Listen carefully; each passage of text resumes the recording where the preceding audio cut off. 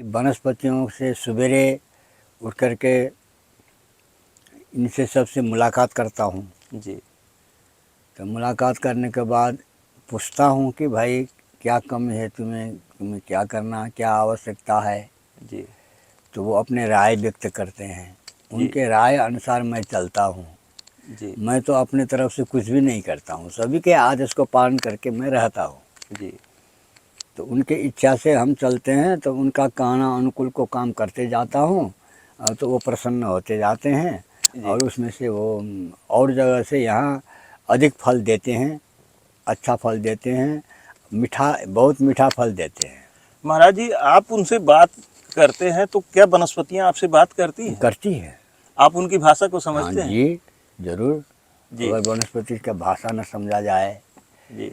तो उनके इच्छा को हम कैसे जान जाएंगे। जी। एक दिन भाषा में हमने सोचा हम जंगल में ऐसे रहते हैं, हमको सुरक्षा भी नहीं है, जी। अगर कोई बदमाश आ गया तो मैं क्या करूं, बुढ़ा हूं। जी।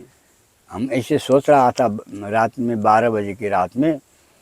तो वहीं नीचे शेर ने कहा, न डरो महाराज, हम सुरक्षा कर रहे हैं आपका, ऐसा आवाज़ बोला। राधे राधे दोस्तों, गुरु ज्ञान गौरव यूट्यूब चैनल में आपका स्वागत है। इस समय मैं नेपाल में हिमालय क्षेत्र की पहाड़ियों पर हूँ। आप मेरे पीछे देख सकते हैं, ऊंची पहाड़ियाँ हैं और इस साइड में आप देख सकते हैं गहरी खाई है। ये गहरी घाटी आपको जो दिखाई दे रही है, ये बहुत विशालकाय जंगल है और इसी जंगल को दोस्तों हम लोग पैदल पार करके, थोड़ा दूर रास्ते में कुछ लोग बाइक से मिल गए थे, कुछ दूरी तय करवाए हम लोगों की, पार करके हम लोग आए हैं। और यहाँ पे बहुत ही सिद्ध महात्मा संतानेश्वर महादेव का मंदिर है, उनके साधक यहाँ पे रहते हैं। महाराज जी की सिद्धियाँ इस प्रकार हैं कि महाराज जी वनस्पतियों से भी बातें करते हैं। एक वीडियो महाराज जी की हम बहुत पहले डाले थे, बहुत पहले यहाँ पे हम आ चुके हैं। महाराज जी बता रहे थे कि मैं वनस्पतियों से अपने स्वास्थ्य के बारे में बात किया, फिर उन्होंने हाथ खड़ा कर दिया क्योंकि महाराज जी की जो जन्म कुंडली बनी थी उसमें महाराज जी की आयु मात्र 45 वर्ष थी। कुंडली बता रही थी कि आप 45 वर्ष से अधिक जीवित नहीं रहेंगे। फिर महाराज जी का स्वास्थ्य जब खराब होने लगा तो वनस्पतियों से बात किए। महाराज जी तपस्वी जन्म से तो नहीं हम कह सकते, लेकिन बाल्यकाल से ही हैं। और उसके बाद वनस्पतियों ने कहा कि आपकी बीमारी को हम नहीं ठीक कर सकते क्योंकि आपकी आयु कम है। फिर महाराज जी अपनी सिद्धियों और शक्तियों के द्वारा चंद्रमा से बात किए। आप शायद जानते होंगे कि वनस्पतियां जो ऊर्जा, जो शक्तियां प्राप्त करती हैं वो चंद्रदेव से ही प्राप्त करती हैं। फिर चंद्रदेव के द्वारा महाराज जी को फल दिया गया, उसकी भी कहानी अलग है, बहुत दिव्य रोचक कहानी है। वो फल चंद्रमा बताए कि अगर इसको खाओगे तो तुरंत मर जाओगे। फिर भी महाराज जी ने ग्रहण किया और कहे कि अब थोड़ा सा मैं बता ही देता हूँ। चंद्रदेव बोले कि ये लो अमृत, इसे खा लो, लेकिन इसको खाने वाला मर जाता है। तो महाराज जी बोले कि मैं समझ नहीं पा रहा हूँ। तो बोले कि इसके बाहरी क्षेत्र में पूरा पॉइजन है, जहर है। तो महाराज जी उसको खा लिए, फिर बहुत कष्ट भी झेलना पड़ा। महाराज जी आज भी बहुत बुजुर्ग हो चुके हैं, तपस्या करते हैं इस हिमालय की पहाड़ी पे बैठ करके। तो और तमाम महाराज जी की कहानियां हैं दोस्तों। अब हम चलेंगे, महाराज जी की कुटिया को आपको दिखलाएंगे। और यहाँ एक झोपड़ी बना करके महाराज जी रहते हैं। और ये जो आप घाटी और पहाड़ी जंगल देख रहे हैं, ये कई सौ किलोमीटर, लगभग 400-500 किलोमीटर का जंगल क्षेत्र है। ये पूरा हिमालय काठमांडू तक यही जंगल चला जाता है और इसमें सभी प्रकार के हिंसक जीव जंतु पाए जाते हैं। आप यहाँ से देख रहे होंगे, वो महाराज जी की कुटिया दिखाई दे रही है। आइए चलते हैं, महाराज जी का पूरा हम यहाँ का कुटिया दिखलाएंगे। आप देखें ये कितनी सुंदरता यहाँ पर है। उसके बाद फिर चलते हैं, महाराज जी का दर्शन करेंगे। महाराज जी का चरण वंदन करेंगे और महाराज जी से जो भी ज्ञान की अमृत वर्षा होगी वो आप तक पहुंचाएंगे। यहाँ देखिए दोस्तों, यह एक निर्माण हुआ है। ये महाराज जी गौ माता को रखने के लिए बनवा रहे हैं। यहाँ पे एक गौ माता भी रखेंगे, क्योंकि मैं कल शाम को ही आ गया हूँ। महाराज जी हमसे बता रहे थे कि गौ माता रखना यहाँ ज़रूरी है, इसलिए क्योंकि ऊपर संतानेश्वर महाराज विराजमान हैं और उनको दुग्धाभिषेक करने के लिए यहाँ पे गौ माता होना ज़रूरी है। इसलिए अब हम गौ माता को यहाँ पे रखेंगे। पहाड़ी गायें होती हैं। तो अब देखिए, ये और एक अद्भुत जानकारी मैं आपको देना चाहता हूँ। ये जितने फल के वृक्ष यहाँ दिखाई दे रहे हैं, देखिए यहाँ पे पानी का एक बूंद भी इस पहाड़ पे नहीं है, और पीने के लिए पानी डब्बों में भर करके ले आया जाता है और तब जाके यहाँ भोजन मिलता है, पीने को पानी मिलता है। उसके बावजूद महाराज जी की शक्तियों और सिद्धियों का अंदाज़ा आप इससे लगा सकते हैं कि यह फल देखिए, इस पत्थर पे ऐसे फल महाराज जी लगा करके उगाए हैं। और पानी का आपको कंडीशन हम दिखाएं, आइए।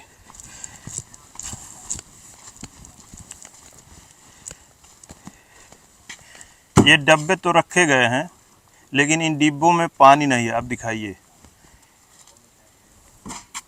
पानी की एक बूंद इसमें नहीं है। देखिए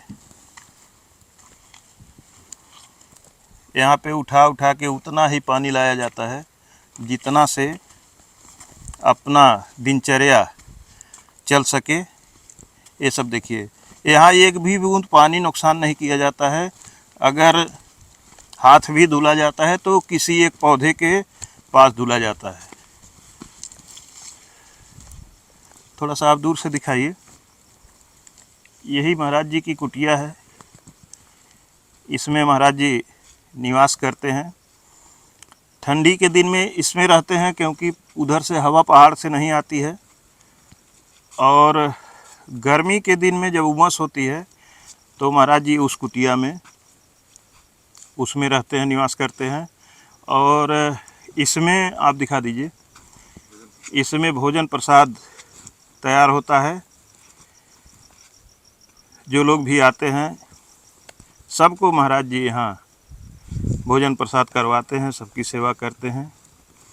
यह देखिए भाई साहब आ रहे हैं, ये भी शाम को भोजन बना करके ही हम लोगों को करवाए हैं।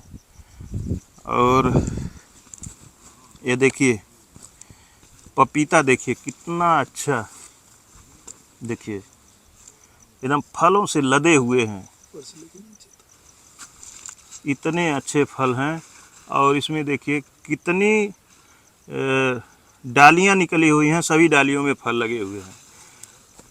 और वो भी बिना पानी के इस पत्थर पे ये पपीते उगे हुए हैं।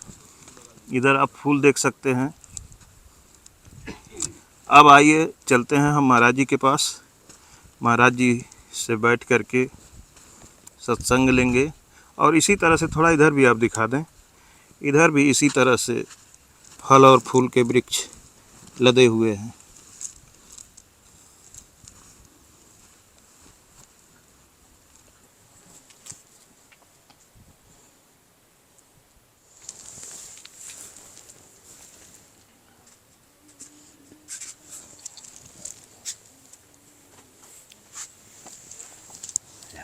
प्रसाद है। आप राम के काम करते हैं, इस कारण से राम का ही नाम कहा है ये। जी प्रभु। हाँ ये भगवान राम के। जी प्रभु, हाँ भगवान का नाम अंकित है भगवान। अब आप राम के ही काम कर रहे हैं, इस कारण से आपको ये राम का ही। जी प्रभु, भोलेनाथ का तो है।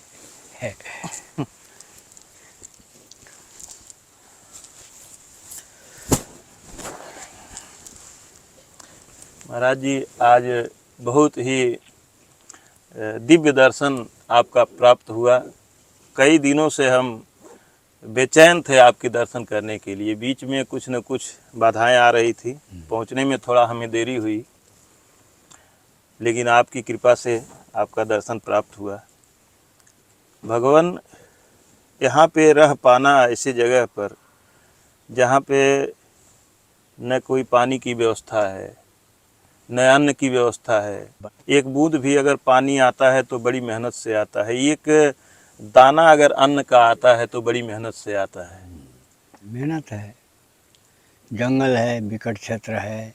जी अब यहाँ रहन सहन अच्छा तरीका के रहन सहन यहाँ वो बन नहीं पाता है। काम चलाओ सरकार तक यहाँ की व्यवस्था अभी है। जी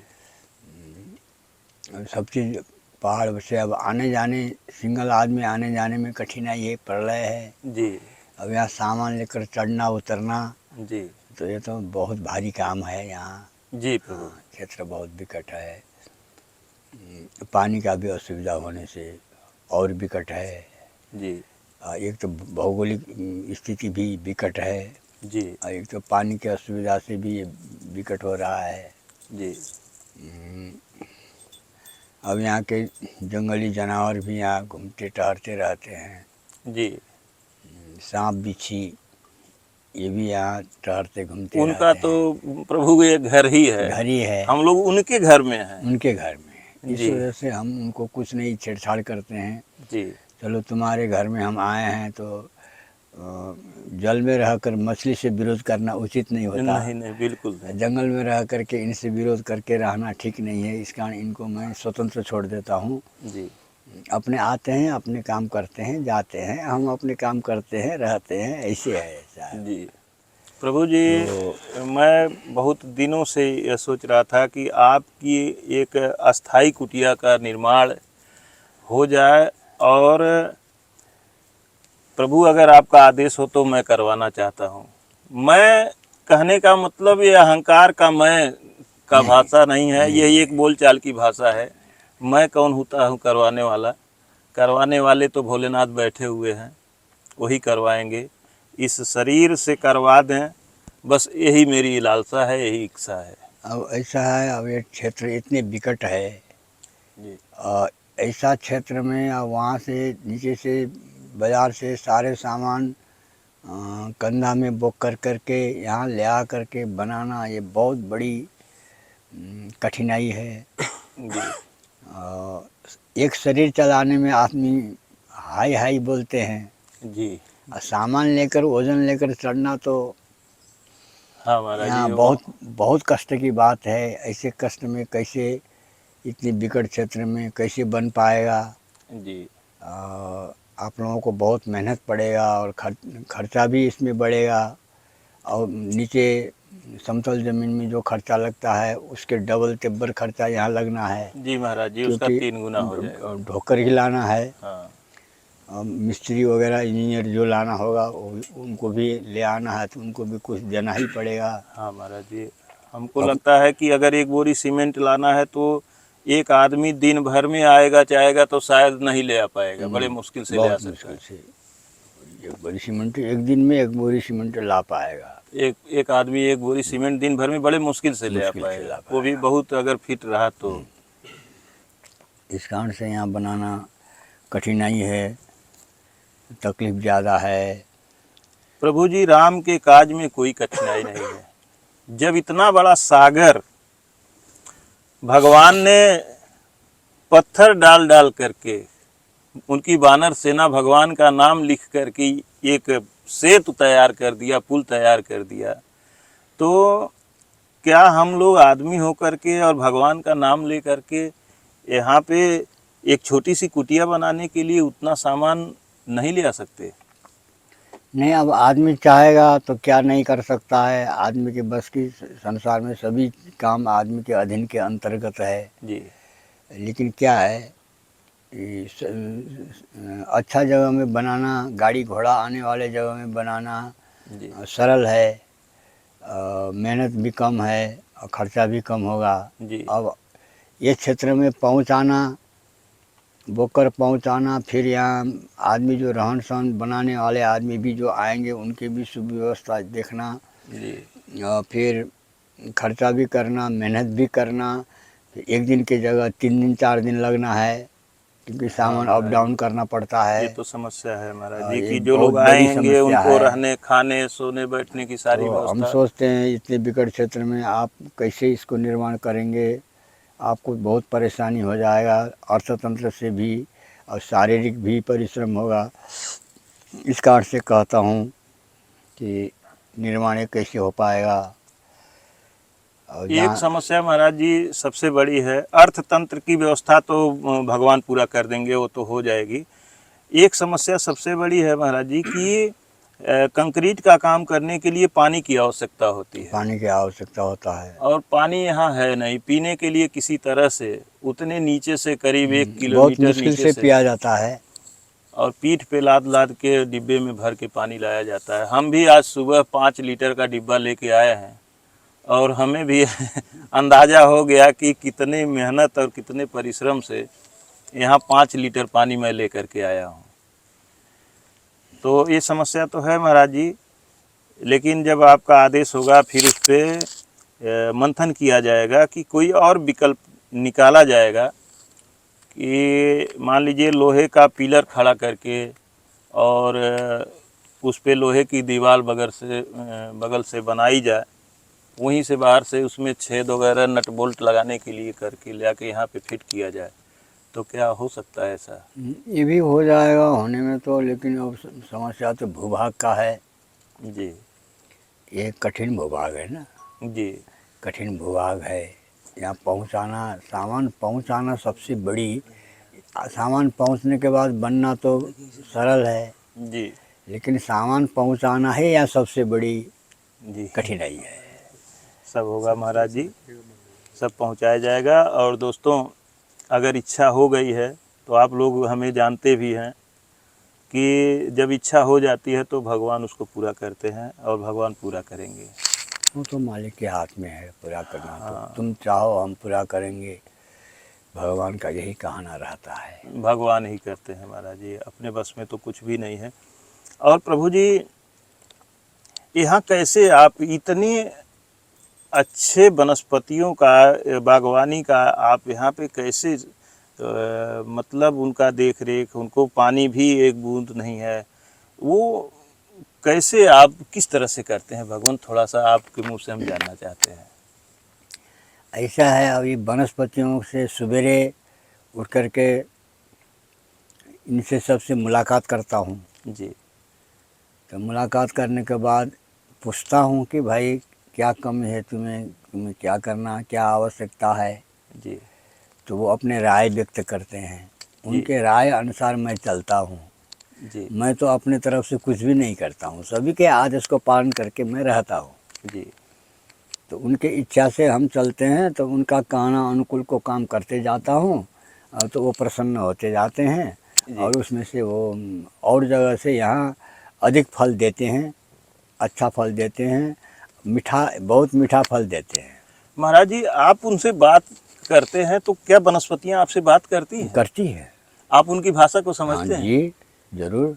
जी अगर वनस्पति का भाषा न समझा जाए जी तो उनके इच्छा को हम कैसे जान जाएंगे। जी हम अब के चेतन हैं, वो जड़ हैं, जड़ का भाषा अलग किस्म का होता है, हम लोग के चैतन्य भाषा जैसा नहीं होता है। उनके भाषा अलग होता है, जैसे आदमी और जानवर का भाषा अलग होता है, इसी प्रकार वनस्पति का भाषा भी अलग होते हैं। जी उनके अपने किस्म के भाषा है, अपने किस्म के समझ है उनका। जी तो ये बात है, इस कारण उनसे पूछना चाहिए आवश्यकता क्या है। वो स्वयं आपको संकेत करेंगे या कहेंगे कि हमको यह आवश्यकता है। जी वो आवश्यकता अनुसार वो अपना गति बढ़ाते हैं। जी वनस्पति भी तो एक जीव है, जीवात्मा है। जी वो खाली चलने वाले जीवात्मा नहीं है, स्थिर जीवात्मा है। और जैसे ये आत्मा है तैसे आत्मा वहाँ भी है। इस वजह से वो आत्मा का समन्वय करने की क्षमता होने से वनस्पति मात्र नहीं, सभी चीज़ों का अनुभव कर सकते हैं आप। जी आत्मा सूत्र एक दार्शनिक सूत्र मात्र न हो करके आत्मा सूत्र जो है सो भविष्यदर्शी मात्र न हो करके ये त्रिकालदर्शी है। जी और इसमें वनस्पति में तो प्राण है, पत्थर में प्राण नहीं है, उससे भी आप बात कर सकते हैं। जी जिसमें प्राण ही नहीं है वो भी बोल रहा है, अपने किस्म का बोल है उसका भी। कोई ऐसा नहीं है कि रूप धारण करने के बाद शब्द न हो, लेकिन हमारे लिए नहीं है तो उनके शब्द अलग सूत्र में है। महाराज जी, ये जो बात आप कह रहे हैं आप ही कर सकते हैं, क्योंकि हमारी बात को तो एक इंसान नहीं मानता, इंसान नहीं समझ रहा है। हम तो कहते हैं सतमार्ग पे चलो, वो कुमार्ग पे जाता है, तो हम उसको नहीं समझा पा रहे हैं, वो हमारी नहीं समझ पा रहा है, हम उससे नहीं सहमत हो पा रहे हैं। और प्रभु आप पत्थरों से, वनस्पतियों से, चंद्रमा से आप बात करने की क्षमता रखते हैं।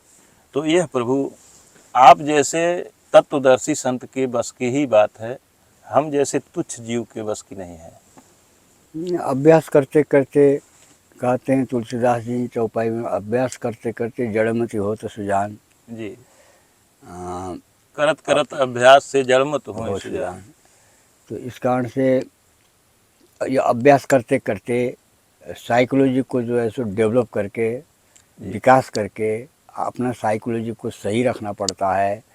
इस कारण उसके लिए ध्यान का आवश्यकता होता है। ध्यान द्वारा आपका साइकोलॉजी एकदम सही होगा, सही जगह पर अटैच करेगा। अब सभी चीज़ से बात करने में अपना आत्मा को भी सूक्ष्मता देना पड़ता है। आत्मा सूक्ष्म तो है ही है, उससे भी अति सूक्ष्म करके तभी वो उनके आत्मा से आप मिलन कर सकते हैं। यही आत्मा भी जैसा हमारे पास बना हुआ उसका स्वरूप है, वही स्वरूप देने पर वहाँ अटैच नहीं होगा। उनके समस्या आप नहीं जान पाएंगे, उनका कहना नहीं समझ पाएंगे। उस आत्मा को अति सूत्र छोटा करके तब प्रवेश करने से वो अति सूक्ष्म आत्मा में समन्वय होगा, तब एक ही हो जाएगा, दो एक ही हो जाएगा। वहाँ का सारा रिपोर्ट यहाँ हो जाएगा, यहाँ का रिपोर्ट भी वो ले सकते हैं। जी, इसी कारण ये सूत्र होने के नाते ही, ये कारण होने के नाते ही हम लोग पत्थर को भी पूजा कर रहे हैं।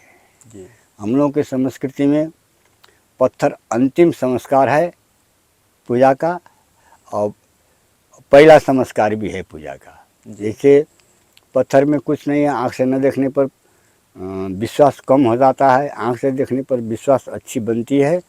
इस कारण पहले पूजा किया जाता है सीखने के लिए। जी, बाद की पूजा जो होती है शिक्षा, सीखने के बाद आपको पूर्ण अभ्यास हो जाता है, तब निराकार का रूप में फिर आप उसी पत्थर को मानेंगे कि आकार नहीं है, ये निराकार हैं, जीव नहीं है, ये निर्जीव हैं, ये अक्षर नहीं है, ये जीरो हैं। तो जीरो में वो कैपेसिटी है। विवेकानंद ने अमेरिका जाते समय जीरो की व्याख्या किया था, यूरोप में जाते समय वो सही कह रहे थे, क्योंकि जब तक जीरो में इंसान का गति नहीं पहुंचता है, तब तक जो ये वनस्पतियों से, पत्थरों से, जानवर से उनका मन का बात जानने के लिए असक्षम है आदमी। जब तक जीरो का पूर्णांक का अनुभव नहीं करता है, तब तक ये सूक्ष्म गति को व्यवहार करना नहीं सकेगा, सूक्ष्म गति को बढ़ा नहीं सकता है। सूक्ष्म गति न होगा तो कोई भी चीज़ का आपको जानकारी नहीं होगा। इसी कारण से तो दुनिया को अच्छा करो कहने पर भी जानते हैं चोरी करना नहीं होता है, लेकिन वो चोर के रहेगा शाम के। जानता है चोरी करने पर हमको पकड़ेंगे, पुलिस पिटेंगे, जेल भेजेंगे, वो भी जानता है, जानते हुए भी कर रहा है। यही कारण से है, क्योंकि सूक्ष्मता का ज्ञान न होने से, स्थूल का मात्र ज्ञान होने से उसको ऐसा हुआ। नहीं तो जानकारी होकर भी फिर वही कर्म करना, ये तो बहुत मूर्खता की बात है। चोरी करना नहीं होगा, अगर जानता है, चोर से पूछो चोरी करना होता है, नहीं कहेगा और फिर शाम को चोर ने अपने खुद हाजिर हो जाएगा। इसी कारण से साहब। दोस्तों, महाराज जी जंगली जानवरों से भी बात करते हैं, वो भी इनकी भाषा को समझते हैं। एक बार की घटना है, महाराज जी जब भोलेनाथ के मंदिर का निर्माण हो रहा था और यहाँ पे लोग काम कर रहे थे, उस समय जब यहाँ पे बाघ आया तो वो घटना का प्रभु एक बार वर्णन कीजिए ताकि हमारे दर्शक भी जान सकें। यहाँ एक एक शेर यहाँ है। ये पहाड़ को 24 घंटा में एक बार प्रदक्षिणा करता है जी और संतानेश्वर के दर्शन करके फिर अपने उस गुफा में जाता है। जी और किसी से नहीं मिलता है, वो अकेला है, अकेले चलता है। उसका ड्यूटी यहाँ है वो तो हमको जानकारी था, जी क्योंकि एक दिन भाषा में हमने सोचा हम जंगल में ऐसे रहते हैं, हमको सुरक्षा भी नहीं है, जी अगर कोई बदमाश यहाँ आ गया तो मैं क्या करूं, बुढ़ा हूं। जी हम ऐसे सोच रहा था रात में 12 बजे की रात में, तो वहीं नीचे शेर ने कहा, न डरो महाराज, हम सुरक्षा कर रहे हैं आपका, ऐसा आवाज़ बोला। तो हमने कहा ठीक है, शेर कह रहा है, ठीक है, अच्छा है। तो हमको थोड़ा शांति आया जी कि भाई कोई तो है हमारे सेफ में। जी तो बाबा ने नहीं जान पाया है कि अगर उसने सोचा, एक दिन आकर के यहाँ लेबर सब बैठे हुए थे निर्माण के लिए, हमारे कुटी के पीछे आकर के 2 बजे रात को गरजने लगा। जी एक बार गरजा तो हम नींद में रहे। जब धरती हिला, 50 मीटर भी नहीं है शायद, वहीं आकर गरजा। तो यहाँ रहने वाले लेबर सब चिल्लाने लगे, महाराज बचाओ महाराज, अब बाल बच्चे से भेंट न हुई, हम लोगों को अब खाई ले, अब हम लोग मर जाएंगे महाराज। अब 10-12 आदमी चिल्लाते हैं तो बहुत बड़ा आवाज़ हो गया। जी ये हो रहा था, दूसरा बार फिर गरजा और जोर से। इन लोग तो वहीं झाड़ा पेशाब करने लगे जहाँ बैठे हैं वहीं, ऐसा हो गया। तो हमने कहा ये तो आफत हो गया, अब जाकर बाहर निकले तब इनको कही। तब हम अपने कुटी से बाहर निकले, पीछे जिधर शेर चिल्ला रहा था वहीं पर खड़ा होकर के हमने कहा कि ऐसा काम क्यों करते हो, तुमने ये पहाड़ में तुम्हारी ड्यूटी है, माता जी की कृपा से तुम यहाँ आए हो है, हमारे सुरक्षा के लिए आए हो है, मैं जानता हूँ, सब मुझे अनुभव है, तुमने भी एक बार बताया था रात में, तो फिर यहाँ हाजिरी लगाने क्यों आए तुम, ऐसा काम न करना। यहाँ बहुत भक्त लोग आते हैं, सबको तुमको नाम सुनने पर सब त्रसित हो जाते हैं, ऐसा काम फिर दोबारा न करना, कह दिया। तब से शांत हो गया, बोल भी नहीं किया, तब वो चला गया। तब से फिर यहाँ वो हाजिरी देने आया था, महाराज मैं हूँ आपकी सुरक्षा के लिए मैं हूँ। जी तो वनस्पति में साइकोलॉजी बहुत अच्छा होता है, वो समझ जाते हैं, बाणी न होने के नाते वो साइकोलॉजी से ही अपना स्टडी करते हैं, दूसरा क्या है हम क्या हैं वो जानते हैं, जी अन्याय नहीं करते हैं। जी हमसे तो डायरेक्ट यहीं भेंट हो गया, सामने 7 हाथ की दूरी में ऐसे डायरेक्ट भेंट हुआ। वो अपने आप रास्ता छोड़कर कूदा, हमने तो देखा नहीं रात के समय में। शेर से जी ये नीम के पेड़ जो है उधर लगा है, हाँ यहीं बगल में बाहर ही तो है। तो वो नीम के पेड़ से ऊपर आकर बैठा रहा ऐसे। आज उसी नीम के पेड़ का हम लोग दातून भी किए हैं महाराज जी। जी तो हम यहाँ से निकला, उस टाइम में बिच्छी, बहुत ज़्यादा बिच्छी, चींटी जैसे बिच्छी था यहाँ। अच्छा तो हम टार्च लगा करके बिच्छी न काटे कर ऐसे रास्ता में बिच्छी को लात न पड़े कर जा रहा था, अंधेरी रात था। तो जाते जाते जब ये कटहर के पास में, इधर छोटी वाली कटहर से इधर चढ़े वाले जगह में यहाँ पहुँचे, तो उधर को पूर्व को कूदा, झम दे उसके पुच्छर से या हाथ से कोई एक पोथरा था छोटा, वो पोथरा में लग गया, झम बोला। जी तो हमने क्या है कि अगर टार्च उठाकर ऐसे देखा, इतने बड़ा खोपड़ी, हमारे टार्च से भी डबल पावर का आँख में रोशनी उसका। जी यूँ करके ताका ऐसे करके, लेकिन मेरे लिए सब संसारी घर था जी। इसका निर्भय होकर हम गए रहे, वहाँ रहा। तो उसने सोचा कि बाबा जी आएंगे, अपना रास्ता छोड़ दिया। जी एक बार यहाँ ऐसे हुआ, पीछे हमने निशाना छोड़कर निशाना लगाकर आया, सवेरे इन लोगों को कहा नाप कर आओ, तो शेर के जहाँ पंजा है और हमारा जहाँ रेखा खींचा हूँ, कितनी दूरी है नाप कर आओ तो कहा 7 आतरा। जी। ऐसा होता है। यहाँ कुछ छेड़ता पड़ता नहीं है, किसी को कुछ नहीं करता है, आदमी से डायरेक्ट भेंट होने पर भी रास्ता छोड़ देता है। यहाँ प्रभु आपकी सुरक्षा में वो शेर रहता हमारे है। सुरक्षा में माता जी ने भेजा है उसको। जी दोस्तों, आप लोग देख सकते हैं, ऐसे सिद्ध संत महात्मा का दर्शन आप लोग आज कर रहे हैं कि ये सुनी सुनाई बात नहीं है। लोग कहते हैं कि आज संत कहाँ हैं, आप देखें कि संत कहाँ हैं। और ऐसे संत की सुरक्षा देवी माँ अपने शेर भेज करके करवाती हैं। ऐसे संत महात्मा इस हिमालय के पर्वत पे आज विराजमान हैं। यहाँ आते रहता है, आता था तब से आना छोड़ दिया है। जी, यहाँ डांट दिए हम तब से। मतलब यहाँ नज़दीक आना छोड़ दिया है। बाकी इस हाँ, बाकी चारों वर्ग जो दिशा में पहुँचेगा तो यहाँ आवाज़ देगा, हम यहाँ हैं, हम यहाँ हैं। जी वहाँ पहले वहाँ आएगा, वहाँ बोलेगा, तब यहाँ नीचे आएगा, यहाँ बोलेगा, तब वो पहाड़ में चढ़ेगा तो वहाँ बोलेगा, जी तो उधर जाएगा तो फिर हल्ला बंद करेगा। कहीं जी उधर का आवाज़ हम सुनने नहीं पाते हैं। जी, मतलब हाजिरी दे देगा कि हाजिरी दे महाराज जी देगा। हम हैं यहाँ पे। 24 घंटा में एक बार वो उसको ज़रूर बोलना है, जी हम हैं। बहुत शिकारी उसके पीछे पड़े लेकिन पाए कहाँ, जी, उसको मारने के लिए। वो भी एक देवी माँ के जब शेर हैं तो फिर उनको कौन पा सकता है। कौन पा सकता। अब बैठता कहाँ है, संतानेश्वर के मंदिर के नीचे जो गुफा है वही गुफा में रहता है। जी, आदमी जल्दी पहुंच नहीं सकते वहाँ, गुफा है महाराज जी, गुफा है। उसको हम लोग देख सकते हैं महाराज जी। जाने में परलय है, वहाँ पहुँचने मुश्किल है, पहुँचना मुश्किल है। है। और जहीं तहीं रहे तो मार डालें, वो भी तो अपना बचाव करता है। जी अब शेर है, जंगल का राजा है, और खाली मारने काटने मात्र काम उसका नहीं, वो विवेकशील भी होता है, वो जी ज्ञानी होता है शेर भी। जी जानवर में सबसे ज्ञानी तो हाथी होता है, जी हाथी में बहुत ज्ञान है।